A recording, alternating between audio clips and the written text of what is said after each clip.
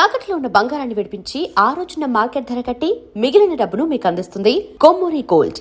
వాళ్ళు కనుల దాన వయ్యారి హంస నడక దాన. పాటల తర్వాత ముందు టిఫిన్ చేయండి. రోజు ఇడ్లీనా? పండుగ రోజు కూడా పాత పెళ్ళాలి అన్నట్టు. పండుగ రోజున పాత పెళ్ళ కంటే కొత్త పెళ్ళ వస్తుందా? ఊరుకో అన్నాను లేవే, కోపడతామేమిటి? ఒక్కరోజైనా పచ్చిమిరపకాయలు, ఉల్లిపాయలు, అల్లం జీలకర్ర అన్ని వేసి ఒక దెబ్బరొట్టి చేసి పెట్టకూడదు? ఎందుకు చేసి పెట్టకూడదు? చేసి పెట్టచ్చు. దెబ్బరొట్టి చేసినప్పుడు అల్లా నువ్వు దెబ్బరొట్లా ఉన్నావు, నువ్వు దెబ్బరొట్లా ఉన్నావు అన్నారు కదా, అందుకని చేసి పెట్టమని. సర్లేవా, ఇదిగో కనకం సిక్కిపోయావే. కనకం అబ్బా ఉందరు, పిల్లలు లేకపోవడంతో మరి చిన్న పిల్లడు అయిపోతున్నారు మీరు. వస్తే లక్ష్మి, అదేనండి కొత్తగా పని పిల్ల పెట్టాను. పాత పని మనిషి తోటి పళ్ళకి చచ్చాను అనుకోండి, అందుకని దీన్ని పెట్టాను. నవనవలు ఆడుతూ ఉంటుంది. ఇదిగో ఈ టిఫిన్ తినేసేయండి, అది వచ్చి ప్లేట్ తీసేస్తుంది. అవతల నాకు బోల్డ్ అని పనులు చూసుకో, త్వరగా పంపించి ఈ లోపలికి ఇడ్లీ తినేస్తాను. అయ్యగారు టిఫిన్ తినేసారా? ప్లేట్ తీసేస్తారా? నువ్వు మంగ తయారు పేరు పరుచుకున్నావేటే. అబ్బా ఎంత అందంగా ఉన్నావే, అచ్చం అనకాపల్లి పిల్లపచ్చిలా ఉన్నావు. అమ్మగారు చూస్తే గొడవ అయిపోతుంది బాబు గారు. చూడకపోతే పర్వాలేదు అనమాట. మంచి రోజున సమయం చూసి చెప్తాను, అప్పుడు మనం ఇద్దరును. గొడవ అవుతుందేమోనని నాకు భయంగా ఉంది బాబు గారు. అమ్మగారు ఒరే మల్లిగా, గొప్ప ఛాన్స్ కొట్టేసేవరా. మంచి రోజున ముహూర్తం పెట్టేస్తా.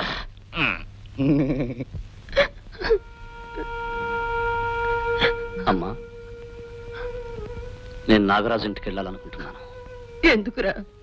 తులసిని వాళ్ళ ఇంటి కూడలిగా చేసుకోమని అడగటానికి. బాబు అవునమ్మా, శీలం పోయిందన్న పేరుతో ఊరందరిలోనూ చావలేక బ్రతకూడదు నా చెల్లెలు. పాడైపోయిందంటూ 10 మంది నా చెల్లెల్ని వేలెత్తి వెక్కిరించకూడదు.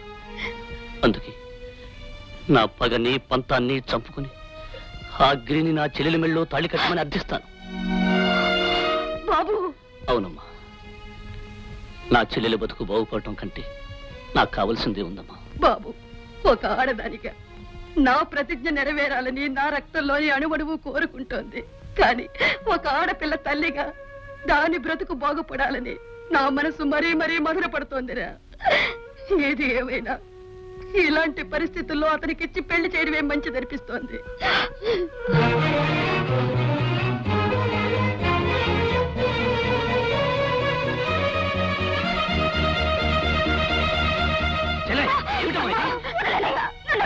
నేను బ్రతికుంటం వల్ల అందరికీ బాధే తప్ప ఎవరికి సుఖం లేదు. ఏమిటే ఈ పిచ్చి పని? జరిగిన ఘోరానికే గుండెలు మండిపోతుంటే నువ్వు ఆత్మహత్య చేసుకుని నాకు మరింత కడుపు కోత కోస్తావా తల్లి? చెల్లెమ్మ, నీ జీవితానికి న్యాయం చేయడానికి నేను బ్రతుకున్నానని తెలిసి కూడా నువ్వు ఇంత దారుణాన్ని తలపడతావమ్మా. శీలం చెడిన నేను ప్రాణంతో బ్రతికుండడం వల్ల అమ్మ ప్రతిజ్ఞ నెరవేరదు, నాన్నగారి ఆత్మ శాంతించదు, నా జీవితానికి ఒక మార్గము కనిపించదు. అలాంటప్పుడు నేను బ్రతికి మీ అందరినీ ఏడిపించే కంటే చచ్చి మేలు చేయడమే మంచిదన్నయ్య. నువ్వు చనిపోవడం వల్ల మాకు శాశ్వతమైన బాధే తప్ప మన సమస్య పరిష్కారం అవుతుందనుకోవడం నీ పిచ్చితరమమ్మా. అవును తులసి, నిన్ను ఈ స్థితికి ఎవడు తీసుకొచ్చాడు? వాడితోనే నీ పెళ్లి జరిపిస్తానమ్మా. వాళ్ళ కాళ్ళు పట్టుకునైనా సరే నిన్న ఇంటి కోడలుగా చేస్తాను. వద్దన్నయ్య, నా పెళ్లి జరగదన్న బాధతో నేను చావడం లేదు. నేను బ్రతకడం వల్ల మన ఆశయం నెరవేరదనే నేను ఈ లోకాన్ని నుంచి వెళ్ళిపోవాలనుకుంటున్నాను. నన్ను పాడు చేశాడు కదా అని నేను అతన్ని పెళ్లి చేసుకుంటే జీవితాంతం నరకం అనుభవించాలి. ఆ నరకం కంటే ఈ చావే మేలు. నువ్వు బ్రతికినందువల్ల మన పగ నెరవేరదని భయపడకు. మన పగ నెరవేరుతుంది, నీ పెళ్లి జరుగుతుంది. మీ అన్నయ్య మీద నమ్మకం ఉంటే ఇక మీదట ఎప్పుడు ఇలాంటి దారుణం తలపెట్టిన నాకు మాట ఇవ్వమ్మా. డాక్టర్మా, నా మనవని ప్రాణాలు నువ్వే కాపాడాలి తల్లి. పొద్దు నుంచి జ్వరం కాలిపోతుంది తల్లి, మూసిన కన్ను తెరవనే లేదు. ఎలాగైనా నువ్వే కాపాడాలి తల్లి. అలాగా, లోపలికి తీసుకురా. ఆగవే ముసలానా, తింటానికి గతలేని మీలాంటి వాళ్ళకి వైద్యం చేయడానికి నా కూతురు ఆసుపత్రి కట్టించింది. నీ తెలియదు ఊరుకోమ్మా. బాబు మీరు అడ్డుపడకండి బాబు, మీరు అడ్డుపడితే నా మనోడు ప్రాణాలు పోతాయి బాబు. మీ కాళ్ళు అడ్డుకుంటారు. ఏమే, రోజుకు లెక్కలేనని పందులు కుక్కలు చచ్చిపోతున్నాయి, వాటిని పట్టించుకునేది ఎవరే? డబ్బిచ్చి వైద్యం చేయించుకోగలిగితే చేయించుకోవాలి, లేకపోతే సావనివ్వాలి. ఆ సత్యం నువ్వు అంత మట్టి కప్పాలి.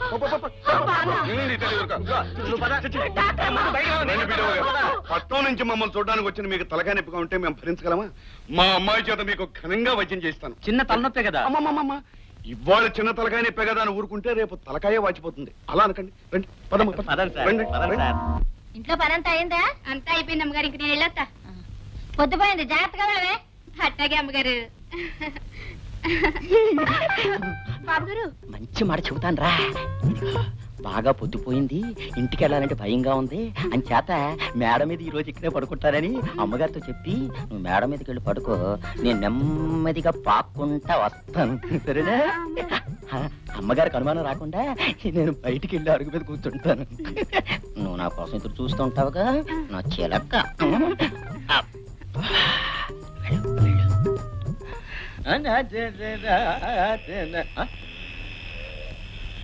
నిద్రపోయాడు. అమ్మయ్యా. సరేలేవే, నీకంత భయం అయితే ఇక్కడే పడుకో. ఓ పని చెయ్యి, ఇక్కడ గాలి లేక చస్తున్నాను, ఒక్కబోసేస్తుంది. నేను వెళ్ళి డాబా మీద పడుకుంటాను, నువ్వు వెళ్ళి నా గదిలో సాపేసుకుని పడుకో. అమ్మగారు మరి ఇదిగో ఇంకేం మాట్లాడుకో, నీ చెప్పినట్టు చెయ్యి, వెళ్ళు. ఇంకో 15 నిమిషాల్లో మేడ మీదకి మెల్లగా జారుకోవచ్చు. ఏటో మల్లయ్య, ఈరుబడిగా కూర్చున్నావు ఏమిటి? సరే గాని ఏమిటి వేళకాని వేళ ఇలా ఊడిపడ్డా? వేళ నీతో కబుర్లు చెప్పడమేనయ్యా నా పని. నిద్ర వస్తుంది, వెళ్ళి పడుకుంటానే. చిన్నపిల్లలాగా నీ నిద్ర నేను పొగడతాగా. ఇదిగో నిన్న రాత్రి ఓ తమాషా జరిగింది. ఏముంటది? నీకు పీడకలు వచ్చి ఉంటది, నన్ను పీడించడానికి వచ్చావు. నా ఆనందం అంతా గంగపాలు చేసావు. అక్కడే పొరపాటు పడ్డావు. ఎన్నడూ రాంది నిన్న నాకు మంచి కల వచ్చిందా? వసావు, నేను డాబా మీదకి వెళ్ళి పడుకుంటాను, నువ్వు తలుపు గడేసి పడుకో. అట్టాగే అమ్మగారు. మర్చిపోకు. అప్పుడు నేను శ్రీకృష్ణులాగా నా చుట్టూ గోపికలందరూ చేరి నృత్యం చేస్తున్నట్టుగా దండం పెడతాను. రే, నీకు దండం పెడతాను. ఇప్పుడు ఆపమానకరా, కళ సగంలో ఉంది. పూర్తవడానికి ఎంత టైం అవుతుంది? తెల్లారుతుందా? అయితే ఒక్క నిమిషం టైం నాయన. ఇదిగో తొందరగా రా, లేకపోతే నాకు నిద్ర నీతో కొంత పని ఉంది. మెలికొచ్చిందా? మేడ మీద పని పిల్ల నా కోసం ఎదురు చూస్తుంది. ఎందుకంటే ఎందుకైతే నీకెందుకు రా, నాకు ఇప్పుడు రావడానికి వీల్లేదని చెప్పేసి కొంప తీసి నన్ను పట్టుకుంటే అండి మొఖానికి అది కూడా. ఎలా నేను చెప్పినట్టు వెళ్ళు, వెళ్ళు. కానీ తెల్లవారులు కానీ నీ ఇష్టం కాదు కానీ. లక్ష్మి, లక్ష్మి, లక్ష్మి. తీయన్ని ఊహలు హాయిని గొలిపే వసంతగానమే హాయి, వసంతగానమే హాయ్ హాయ్ హాయ్, వసంతగానమే హాయ్ హాయ్ హాయ్. హాయ్ సరే గాని ఏమిటో పొద్దుటే మా ఆయన చూసారుగా ఉన్నావు, ఏమిటి విశేషం? ఏమి తెలియనట్టు అడుగుతారే, రాత్రి అంతా అల్లరి చేసి. అల్లరా? ఏమిటి నువ్వు అనేది? అర్ధరాత్రి డాబా మీదకి వచ్చి మీరు నన్ను నిద్ర లేపి చేశారుగా చిలిపి పనులు. రాత్రి డాబా మీద నిన్నెవరు పడుకోమన్నారే? రాత్రి ఒక్కబోసినట్లుంటే పని పిల్లని నా గదిలో పడుకోమని నేను వెళ్ళి డాబా మీద పడుకున్నా. రాత్రి మీరు వచ్చి జాతర ఊరుకో, నేను రావడం ఏమిటి, జాతర చేయడం ఏమిటి? రాత్రి తెలవాలి నా కారణంతో కాపురం చేస్తాను. నా పంప పురుగుపోయింది. దేవుడా దేవుడా. ఏమైందండి? ఎందుకు ఎడుతున్నారు? ఏమీ తెలియనట్టు అడుగుతున్నాను. కొట్టద్దండి అయ్యారు, నన్ను కొట్టద్దండి అయ్యారు. మీరే కదండి నేను రావాలి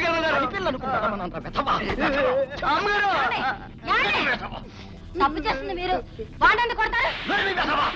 తప్పు చేసింది వాడు. రాత్రి డాబా మీదకి వచ్చి నిన్ను వాడు నిన్ను అయ్యబాబా నోడుతాడు చెప్పలేదు. ఈ విషయం మీకు తెలియపరచడానికి ఇలా అబద్ధం చెప్పాను. పెళ్ళాం కళ్ళు కప్పి తప్పుడు పనులు చేసే మీలాంటి మగాళ్ళకి పెళ్ళామే తప్పుడు పనులు చేసిందంటే ఎంత బాధపడతారో తెలియచేయడానికి ఇలా చెప్పాను. నిజానికి వీడు పనిపిల్ల నేను కలిసాడి నాటకమే ఇది. ఇప్పటికైనా మీకు బుద్ధి వచ్చిందా? అవునా? నాటకమా? ఇదంతా నాటకమా? నిజమా? నిజమేనండి. ఎప్పుడు చేయలే.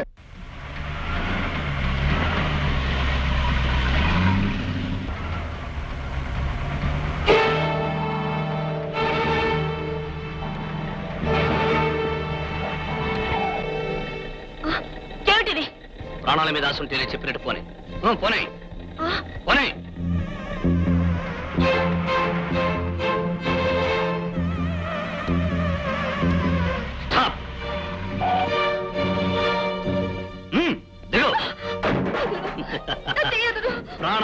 ప్రాణం తీయడం, దెబ్బకు దెబ్బ తీయడం నా లక్ష్యం. నా చెల్లెల్ని అన్యాయంగా నాశనం చేశాడు ఈ అన్న. వాడి చెల్లెలైన నీకు కూడా అధిగత పెట్టిస్తాను.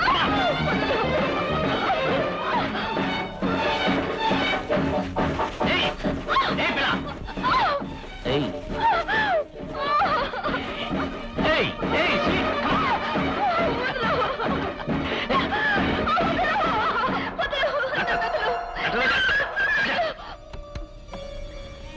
నేను ఈ అన్నలాంటి పశువులు మాత్రం కాదు. పోనీ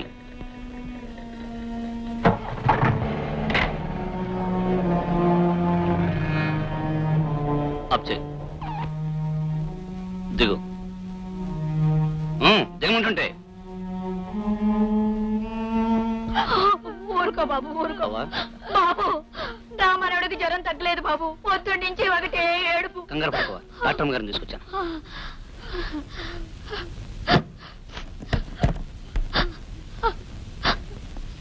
బాబు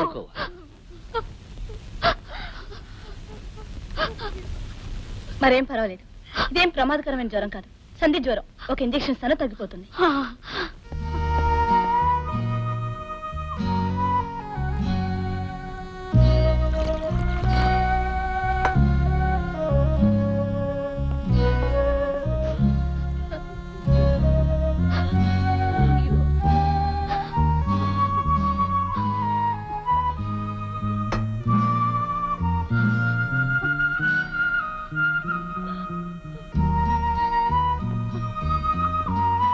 రేపు ఉదయానికల్లా పూర్తిగా తగ్గిపోతుంది.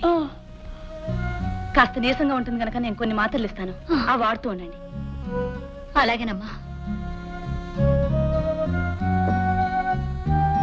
నేను వెళ్ళొస్తానమ్మా. అమ్మా డాక్టర్ అమ్మా, చావు బతుకుల్లో ఉన్న నా మనవడికి ప్రాణదానం చేశావమ్మా. తల్లి అనేది జన్మనిస్తుంది, ఆ దేవుడు అనేవాడు అది కాపాడతాడు. ఈ రోజు నా మనవడికి ప్రాణదానం చేసిన నువ్వు దేవతవమ్మా, నువ్వు దేవతవి.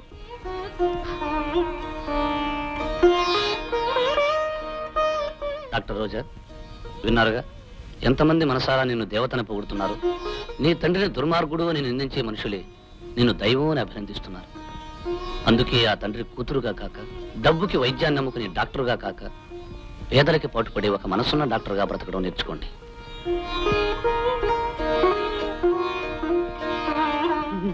ఎరా, ఇంతకాలం నా సొమ్ము తిని ఒళ్ళు పెంచుకుని వాడు నా కూతురు ఎత్తుకుపోతుంటే ఏమీ చేయని దద్దమలా తిరిగి వస్తారా? పుణ్యాతకి వాడిని కుక్కని కాల్చినట్టు కాల్చి నా కూతురుని నేనే రక్షించుకుంటాను.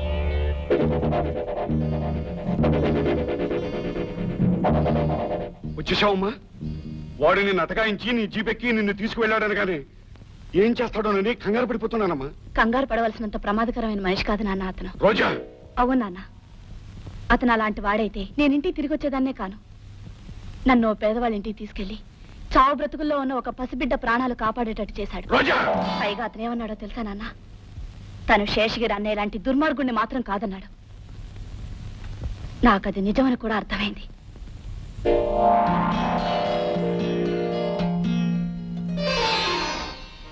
డాక్టర్ రోజా, అనుక్షణం కష్టపడుతూ కడుపు నిండా తిండి లేక అనారోగ్యంతో బాధపడే పేద ప్రజానీకానికి సేవ చేయడానికి వచ్చిన దేవత విధి.